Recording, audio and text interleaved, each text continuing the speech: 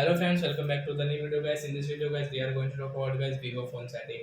In this video guys, I am going to show you guys how can you on your data saver in your Vivo phone device. Guys, you want to own guys your data saver in your Vivo phone, so as you can on it. And guys, now let's see how to own data saver in our Vivo phone. In this video guys, I am going to show you guys. So first of all guys, open your phone setting to on your data saver guys. After that guys, what will you have to do guys? You can see guys your network and internet setting. So guys, tap here. Then guys, you can see your data saver. So guys, you want to on guys data saver. So as you can on from here, and guys, you can see this notification to help YouTube data usage. Data saver prevents some apps from sending or receiving. And guys, you want to off it. So guys, you can off it.